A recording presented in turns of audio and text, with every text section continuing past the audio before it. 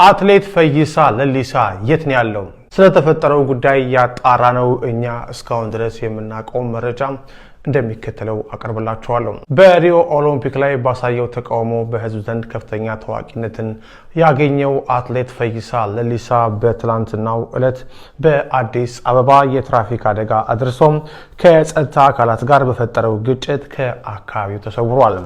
የዓይን እማኞችና የፖሊስ ምንጮች ለዛሀበሻ እንደገለጹት ክስተቱ የተፈጠረው በነፋስ ስልክ ላፍቶ ክፍለ ከተማ አትሌቱ V8 መኪናውን እያሽከረከረ ባለበት ወቅት ነው። አትሌቱ ከሌላ መኪና ጋር በመጋጨቱ በሌላኛው መኪና ላይ ከፍተኛ የንብረት ጉዳት የደረሰ ሲሆን በመኪና ውስጥ የነበሩ ሁለት ወጣቶችም የአካል ጉዳት ደርሶባቸዋል። አደጋው እንደተከሰተ የአካባቢ ነዋሪዎችና የጸጥታ አካላት እርዳታ ለመስጠትና ጉዳዩን ለማጣራት በስፍራው ተገኝተው ነበር። የጸጥታ አካላት የተጎዱ ወጣቶች ወደ ሕክምና፣ አትሌቱ ደግሞ ወደ ፖሊስ ጣቢያ እንዲያመሩ ጥያቄ ቢያቀርቡለትም አትሌቱ ግን ከጠበቁት በተቃራኒ ምላሽ መስጠቱ ተነግሯል። በስፍራው የነበሩ የፖሊስ ምንጮች ለዛሀበሻ እንደገለጹት ፈይሳ በፍጥነት ወደ መኪናው በማምራት የጦር መሳሪያ በማውጣት ማን እንደሆንኩኝ አታውቁኝም በሚል ዛቻ በጸጥታ ኃይሎች ላይ ሲሰነዝር እንደነበር ገልጸዋል። በመጨረሻም ዛቻውን አቁሞ ወደ መኪና በመግባት ከአካባቢው በፍጥነት መሰወሩ ተነግሯል።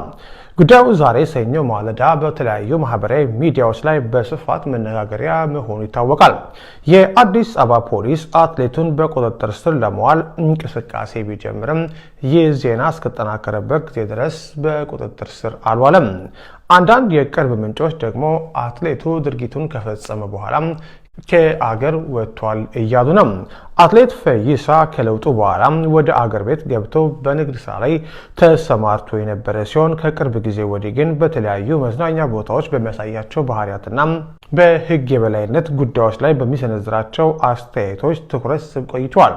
ፖሊስ ጉዳዩን እያጣራ መሆኑን አትሌቱን ለመያዝ ክትትል እያደረገ መሆኑ ተመልክቷል። ፈይሳ ለሊሳ ሰክሮ ሰፈር እየበጠበጠ ነው፣ ጎረቤቶቹ ደብድበዋል፣ በመከላከያ ታርጋ ይሄዳል የሚል ዜና አሰራጭቷል። ሶስቱንም መልስልኝ። ሶስት አንኳር ጉዳዮች ናቸው ያነሱት። ተመልክተዋል ወይ? በመጀመሪያ ግን እኔ ብዙም እንዴት አየው? መጀመሪያ ምንም አልመስለኝ። ምክንያቱም ሰው ላከልህ ወይስ ራስህ አየህ? አይቻለሁ በራሴ። እኔ ብዙም ፊል አላደረኩም እሱ። ምክንያቱም የተለከፈ ውሻ ሁሉም ይነክሳል፣ ይናከሳል፣ ከራሱ ጋር ይናከሳል። ስለዚህ እንደዚህ ነገር ስለሆነ ሚዲያ ማለት ምን ዝም ብሎ ተራ አክቲቪስት አለ ያለ ዝም ብሎ የሚያወራ እንደዛ ነው እንጂ ሚዲያ ህግ አለው። እኔ ካጠፋው እኔ ግለሰብ ነኝ፣ የመንግስት ቢሮ አልሰራም፣ ስልክ አለኝ፣ ደውሎ አይጠይቁም ነበር። ያ ሁሉ ከዘረገፉት በፊት ደውሎ ቢጠይቁኝስ ብሰክርስ? በራሴ ብር ነው የምታመመው እኔ ነኝ። እንደገና ደግሞ የመከላከያ ምናምን መከላከያ ማጠርሻ ፈልጎ ነው እንጂ እኔ መከላከያ የነበርኩት 10 ዓመት በፊት ነው ከወጣሁ ማለት ከመከላከያ።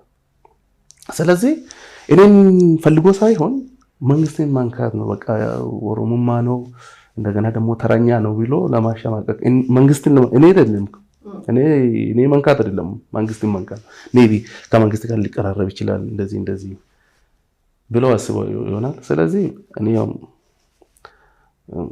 የተለከፈ ውሻ በቃ እንግዲህ ወይኔ ይገደላል ወይ ነው ሕክምና የለው። ስለዚህ ለነሱ ምንም ማድረግ አይችልም ማለት ነው። ከዚህ በላይ ነው ጠጥተህ ነበር?